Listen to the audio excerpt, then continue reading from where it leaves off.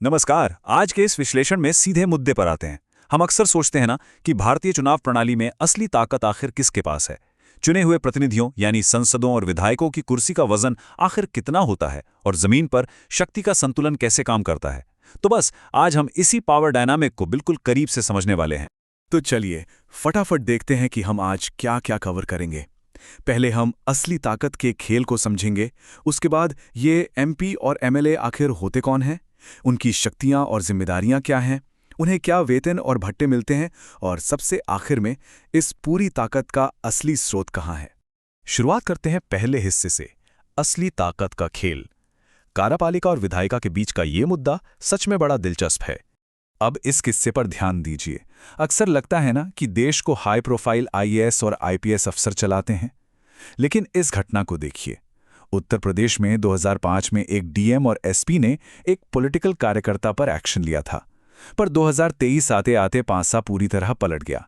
विधानसभा ने उन आला अधिकारियों को बुलाया, उनसे सबके सामने माफी मंगवाई और यहां तक कि एक दिन की प्रतीकात्मक जेल की सजा भी सुना दी।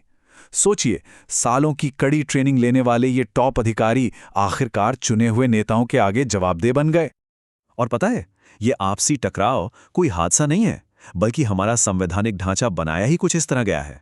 चुने हुए नेताओं के पास ऐसी ताकत होती है कि वो किसी भी बड़े अफसर का प्रमोशन तक रोक सकते हैं, यहां तक कि उनका तबादला किसी ऐसी जगह कर सकते हैं जिसके बारे में किसी ने ज्यादा सुना भी ना हो, जैसे कुत्ते पकड़ने वाले विभाग में या हवाई अड्डे पर टिकट चेक करने के काम में।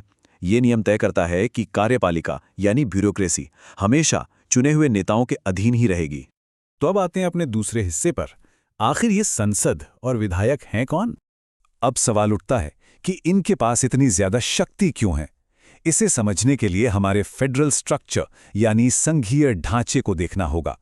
जो प्रतिनिधि केंद्र में बैठते हैं उन्हें हम संसद सदस्य या एमपी कहते हैं। ये लोकसभा और राज्यसभा में पूरे देश की तरफ से मुद्दे उठाते हैं। दूसरी तरफ राज्य स्तर पर होती है विधानसभा, जहां बैठने वाले नेताओं को हम विधायक या एमएलए कहते हैं, जो अपने स्पेसिफिक क्षेत्र की आवाज बनते हैं। इन दोनों के अलावा एक और पद होता है जिसे लेकर अक्सर थोड़ी उलझन रहती है। वो है विधान परिषद सदस्य यानी एमएलसी। ध्यान देने वाली बात यह है कि ये देश के हर राज्य में नहीं होते। ये सिर्फ वहीं पाए जाते हैं जहां द्विसदनीय प्रणाली यानी दो सदन वाली व्यवस्था एग्जिस्ट करती है। अगर करंट सिनेरियो को देखें तो देश में सिर्फ 6 ऐसे राज्य हैं जहां ये विधान परिषद मौजूद है। ये हैं उत्तर प्रदेश, बिहार, महाराष्ट्र, कर्नाटक, तेलंगाना और आंध्र प्रदेश। और एक और इंटरेस्टिंग डिटेल यहां पर यह है कि इन विधान परिषद सदस्यों में से 1/3 को उस राज्य के विधायक खुद ही चुनते हैं। चलिए अब बढ़ते हैं तीसरे हिस्से की तरफ, जहां हम इनकी असल शक्तियों और जिम्मेदारियों को समझेंगे।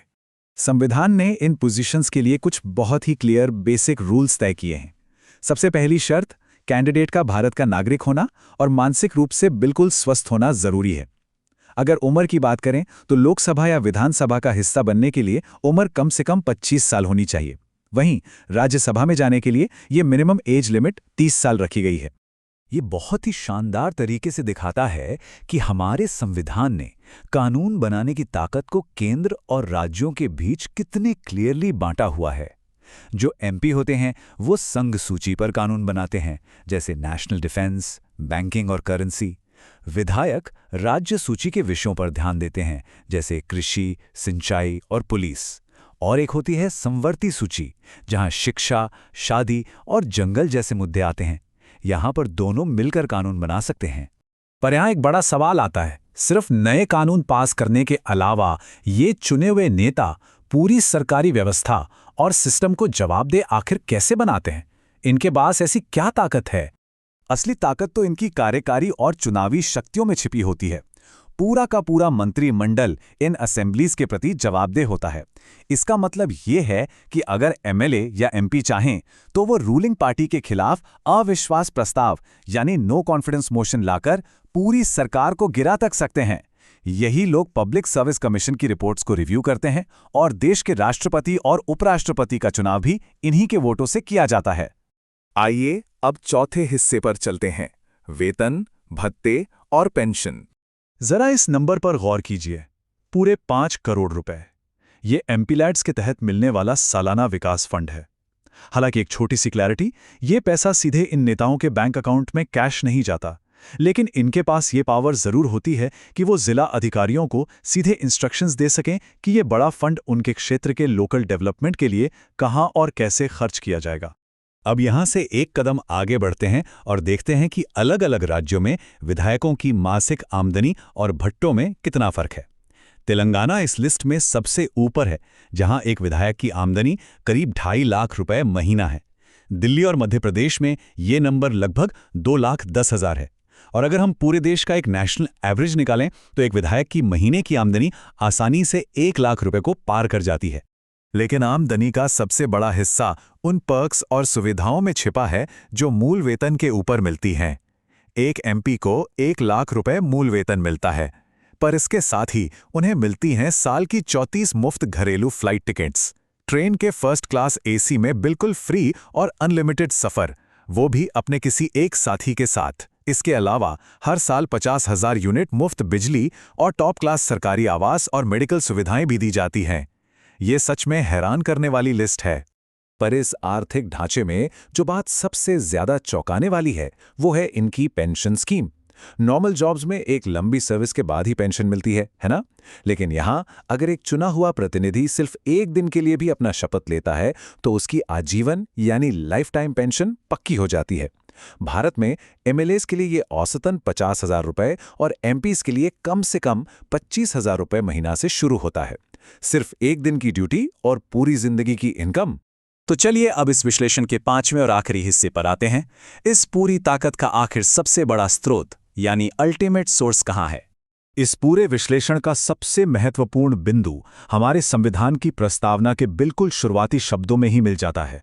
हम भारत के लोग। यही वो सच्चाई है जिस पर पूरा कानूनी ढांचा खड़ा है। देश की असली ताकत किसी सरकारी अफसर या ब्यूरोक्रेसी के हाथ में नहीं, बल्कि यहाँ के आम नागरिकों के हाथ में है। ये जो सिस्टम है, ये कोई डिजाइन फ्लॉ नहीं, बल्कि हमारे संविधान निर्माताओं ने इसे बिल्कुल जानबूझकर बनाया है। कार्यपालिका हमेशा चुने हुए नेताओं के अधीन रहेगी, क्योंकि ये नेता सीधे तौर पर जनता की आवाज और मर्जी का प्रतिनिधित्व करते हैं। एक अधिकारी चाहे कितना भी पढ़ा लिखा क्यों ना हो, वो चुनाव जीतकर नहीं आया है।